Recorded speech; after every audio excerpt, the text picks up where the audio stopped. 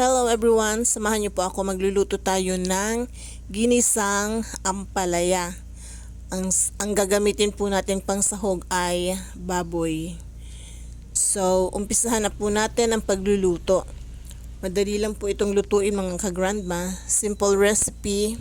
Alam niyo din po ang pagluluto ng ampalaya. So, nagpainit na po ako ng kawali. Lagyan po natin ng mantika and then igisa po natin ng sibuyas, bawang at kamatis. So inuna ko po ang sibuyas. Igisa po natin ng maigi hanggang sa maging translucent po ang kanyang kulay. And then ilagay naman po natin ang bawang. Ngayon sunod naman po natin ang kamatis. Lutuin po natin ng maigi ang kamatis bago po natin ilagay ang ibang ingredients. Para po hindi madaling mapanis ang ating nilulutong ulam. Ngayon naman po ilagay na natin yung pangsahog, yung baboy. Gisa po natin ng maigi. And then pagkatapos po nito, lagyan po natin ng ground black pepper.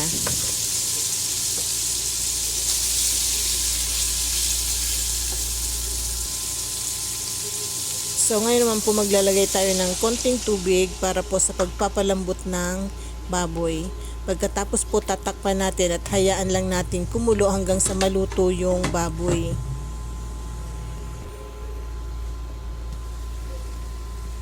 So ngayon po luto na ang baboy. Haluin po muna natin. Ilagay naman po natin yung ampalaya.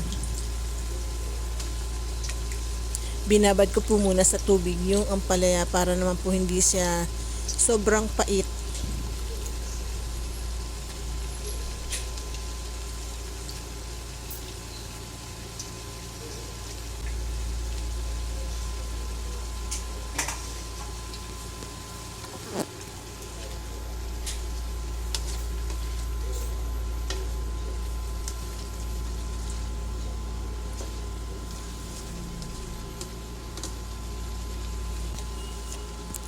So this time po, lagyan natin ng asin para po sa pagtimpla.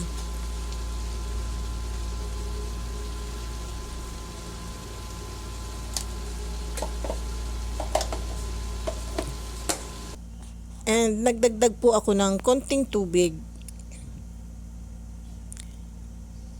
So tatakpan po natin at hayaan natin kumulo ulit hanggang sa maluto naman po yung gulay. So this time po luto na po itong ating ginisang ampalaya and ready to serve na po ito. So ito na po yung ating ginisang ampalaya. Ready to serve na po ito mga ka-grandma.